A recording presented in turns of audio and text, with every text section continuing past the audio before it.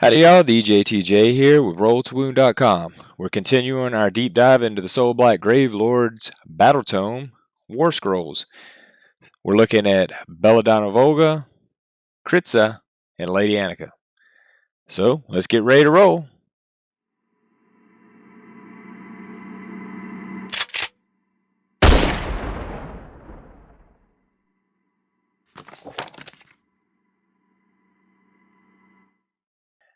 Alright, so up to date is Belladama Volga. And this is Grandmammy Belladama, or Grammy Volga, or Grandma Dama. I don't know, I'm sure there's a pretty fun nickname somewhere in there. Alright, she's got a 10-inch move, which is good. 9 wounds, 4 up save, and of course 10 bravery. Looking at the attacks, she gets 3 from her scimitar, 3/3 minus 1 d3, and the lupine fangs and claws, 6 attacks, 4 fours, and 1.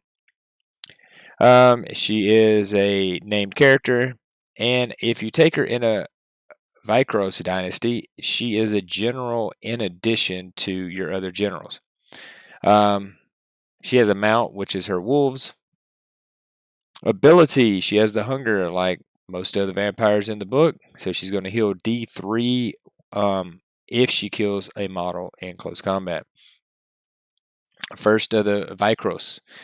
Add 1 to casting, dispelling, and unbinding rolls for this model. In addition, roll a dice before you allocate a wound or mortal wound to this model if within 3 inches of a friendly dire wolf unit. On a 3-up, that wound or mortal wound is allocated to one of those instead of this model. So if you're really interested in keeping her alive, you would put a unit of 10 wolves around her, and she's going to pass off a lot of those wounds to those wolves. Magic Belladama is a wizard. She can attempt to cast 2 spells in your hero phase and unbind 2. She knows Arcane Bolt, Mystic Shield, Lichen Curse, and Killing Moon spells. The Lichen Curse has a casting value of 7. If successfully cast, pick 1 enemy unit within 18 inches of the caster invisible to them. That unit suffers D3 mortal wounds. If any models in that unit were slain by this spell before removing the last slain model, you can add 1 unit of dire wolves. The number of models in the new unit must be equal to the number of models in the enemy unit that were slain by the spell. Set up the new unit within 3 inches of the slain models unit and then remove the slain models from play. So basically what's happening here is you're going to zap a unit. If models die, you're going to put some dire wolves out there. Some of you might be familiar, there's other spells in the game that do similar things. I know in the Tzeentch book you can put Spawn out, and I absolutely love spells like this. I think that they're unique, they're fun, they're interesting, and it adds a lot of tactical flexibility when you're doing stuff like this.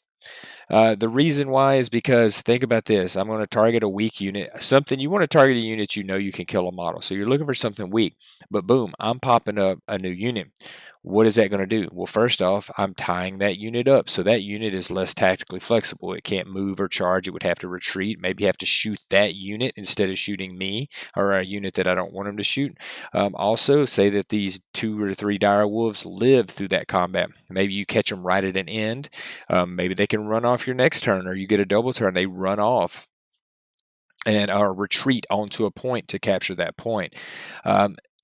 You can actually put models out right on a point. So maybe you're hitting a small unit, and those 3 dire wolves are enough to allow you to get enough models on it to take the point. The tactical flexibility of these spells are just like unending, and it's very surprising for your opponent because they don't account. It's hard to account for the spell and what can be done with it all the time. Now, the bad thing is if you're playing a bunch of monsters, you're playing a bunch of, like ogres with multiple wounds, it's going to be hard to really make use of this, but you can still do it. Next spell, Under a Killing Moon. Under a Killing Moon is a casting value of 6 if successfully cast. Until your next hero phase, if the unmodified hit roll for an attack made with a melee weapon by friendly Soulblight Gravelords units wholly within 12 of the caster is 6, that attack flicks 2 hits on the target instead of 1. Make a wound and save roll for each. The range is a little short, but you're basically having exploding 6s, Grave Guard, Blood Knights, vampires on zombie dragons. These are the things that really, really love this spell. Finally, she has a command ability. You can use this command ability at the start of your hero phase. If you do so, pick one friendly direwolves unit wholly within 12 of this model. That unit is eligible to fight in the combat phase if it's within 6 of an enemy instead of 3, and it can pile in an extra 3. So the zombies have a rule similar to this, and it's just very tricky. This is stopping you from charging, or if someone has abilities to charge. There's good tactical flexibility in this ability. With direwolves, you do want to charge though because it does give you the bonuses. So this is more of like you're playing games, staying out of range. Also, maybe you fail your charge, so you're not quite within range, or you're like, hey, I'm 5 inches out. You can pile in 6. You don't even have to make that charge roll. So there is some tactical flexibility for this. You just sort of have to see it coming and realize, hey, where am I at on the board? What's going to be coming up next? The extra piling is good too, but also coherency rules with a new like a unit of 10 wolves. You do have to keep them together, so you can't spread them out that much. So it's sort of a give and take on this spell. All right, keywords: death, vampire, Soulblight Gravelords, Vikros Dynasty, hero, wizard, vampire lord, and Belladama Volga. All right, Belladama costs 200 points, which I think is a very reasonable cost for what you get. She's reasonably survivable. Damage, it's not bad. It's not good. I mean, it's okay for a wizard. She gets good casting. She has good spells and a situational command ability. But for 200 points, it's only 50 points more than a vampire lord. You can find a spot for it in your army, especially if you're running a lot of direwolves. She's a Vikros Dynasty, Vampire Lord and Vampire, a hero, and a wizard. Her max wound output is 15. Her average wound output is about 3. And of course, like we always say, that this can be adjusted based off of other bonuses, buffs, all-out attacks, things like that. But really, you're doing good if you do about 5 or 6 wounds with her. She is a little spiky because she does have the D3 damage, but in the end, she's not there to do close combat.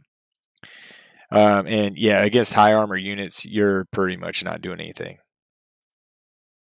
The good general in addition in Vikros, +1 to cast and 2 casts per turn. So she is one of the better wizards if we're not looking at Nagash and the Mortarks. Love the spells, make unit.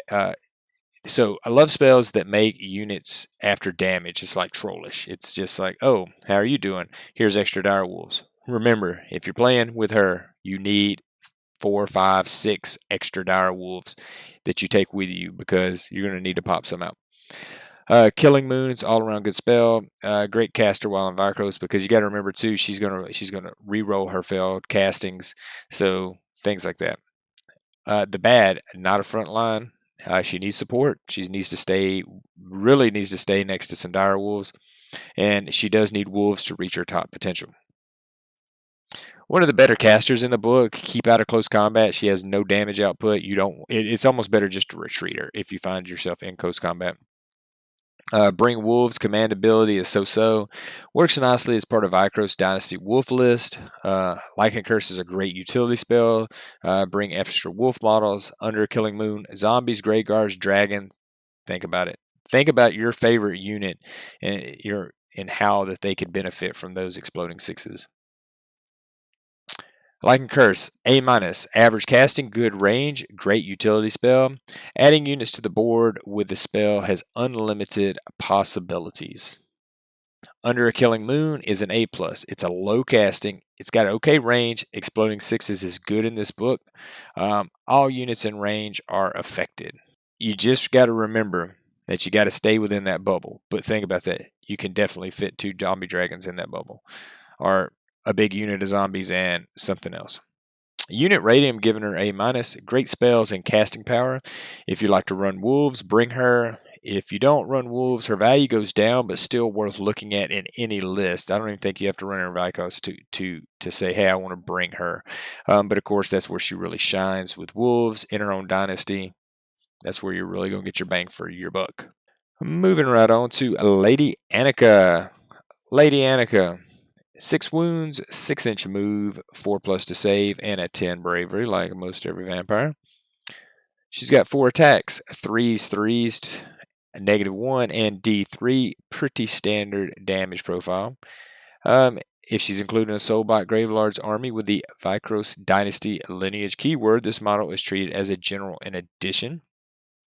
You'll see that several times. The Vikros have the ability you can reasonably for 600 or 700 points have 4 to 5 generals on the board. Supernatural speed. Roll a dice each time you allocate a wound or mortal wound to this model. On a 4-up, that wound or mortal wound is negated. So she has a 4-up save, which isn't that great. You could always make it a 3 with all-out defense, but she has a 4++. Very few units in the game get a 4++. So there you go. Her survivability just went up. Of course, if you roll poorly, then you're kind of done.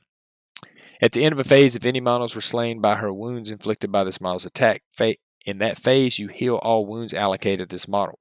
She's only 6 wounds, but even if you're down to 1 or 2, it's an auto fill up. It's better than the hunger, obviously, because you can get 5 wounds back.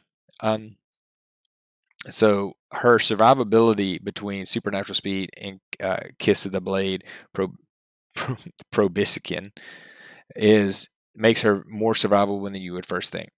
Keywords: Death, Vampire, Soulblight Gravelords, Vikros Dynasty, Hero, Vampire Lords, and Lady Annika. Coming in at 110 points, she's a vampire, a hero, and Vikros Dynasty.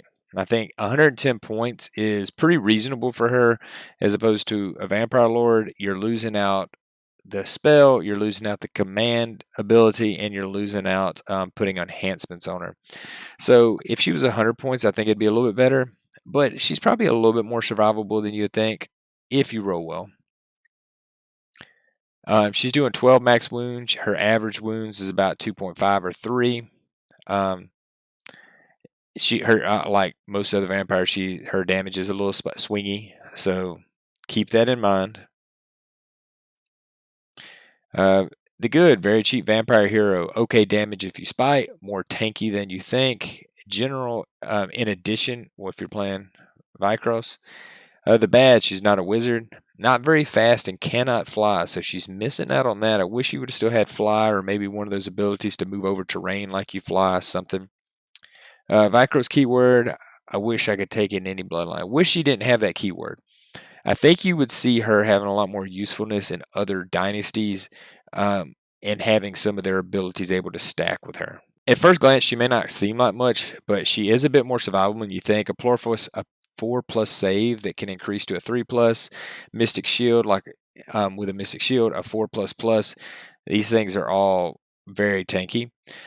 Great unit to put on a flank to run with a secondary force. So if you need like a hero and you're like, hey, I need somebody to go, because there are a lot of missions that require you to capture it with a hero.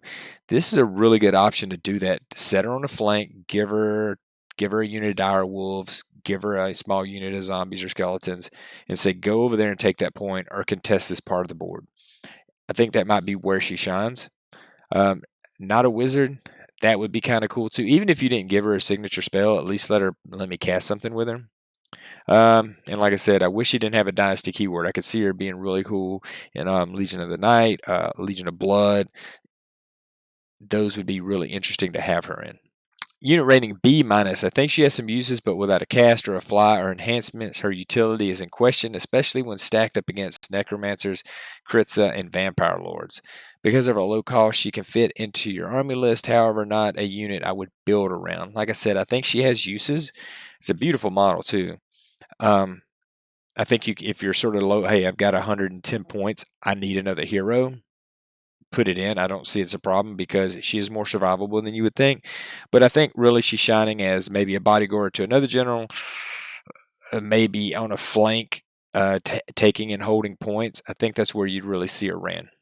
Moving right along to Kritza. All right. So Kritza, the Rat Prince. 6 move, 6 wounds, 4 up save, 10 bravery. He's a named character, and he is a general in addition in the Vikros army.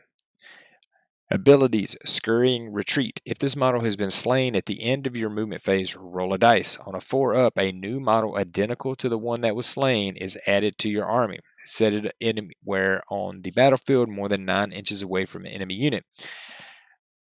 So this is the type of deal where you might want him to die early, because you'll continue every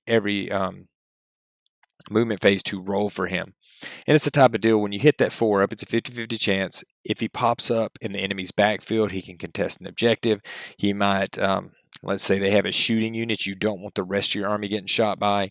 You can charge him into that or try to charge. Obviously, you might fail, but that's the type of versatility you have with him, just continuing to come back. And if you get lucky, he dies one turn, he comes back the next. He dies again, he comes back the next. So then his usefulness, goes up. His last ability is Nauseating Aroma. Subtract 1 from hit rolls for attacks made with melee weapons that target this model. So I wish it was just a straight subtract 1, but at least when you get him in combat, he's a little bit more tanky than you first think, just because of that -1 to hit. Keywords: Death, Vampire, Soulblight Gravelords, Vikros Dynasty, Hero, Vampire Lord, and Kritza. Clocking in at 95 points is probably one of the cheaper heroes we have, or it is the cheapest hero we have in this book. So that is something to think about if you are short on points and you do need another hero just to run. He's a vampire, he's a hero, Vikros Dynasty. Max wound output is 12, average is 2.5 or 3. Saying this Lady Annika, it's okay damage, but he's going to, if you're going against high armor stuff, he's only doing 2 or 3 wounds, so you can't depend on him to be a huge damage dealer. A very, very cheap vampire hero. Okay damage if you spike. He comes back. General in addition in the Vikros Dynasty. The bad, he's not a wizard, not very fast, and cannot fly. Vikros keyword. Once again, I think him and Lady Annika would have been really good not having a dynasty. That way you could play them in different. I know that goes totally against their fluff, though, so don't kill me for that. But I would love to see them and their abilities in other places and being able to play them in different ways. The best thing about his Kritza is his low price and ability to come back. And he can be set up anywhere on the battlefield. -1 to hit is always nice. I want to run him on a flank just to harass weak units, or just send him up the middle to force the enemy to waste a charge on him. He dies, you lose 95 points, but then he comes back later. Save your core units around a combat. So what do I mean by that? I mean that maybe that you're not going to get like the first turn charge, or maybe it's a second turn and the enemy hasn't quite closed in on you just because of the mission or scenario. Kritz is the type of thing that you can run him up the middle and just stand him there and sort of force the enemy to go, okay, I've got to go kill that guy. So they either got to magic him, shoot him, or if not, he's zoning off a lot of their charge ability. Make them charge him. They kill him. Who cares? Now you're set up for your turn so you can charge in and do damage to that unit. So maybe that's some of the tactics you could think about using him for. Unit rating is a B. I think he has some use, but without a cast or a fly or enhancements, his utility is in question, especially stacked up against Necromancers, Annika, and Vampire Lords. Because of her low cost, he may fit right into your list. However, it's not a unit I don't see you building around him. I think it's a add-on at the end. Think of it as a hunter-killer missile that may come back. So you just sort of send him, hope he does some damage, he dies, next thing you know, he's coming back. And that's going to do it for this Warscroll review. Check us on our next episode as we review more Warscrolls. Thanks for watching, and y'all be good.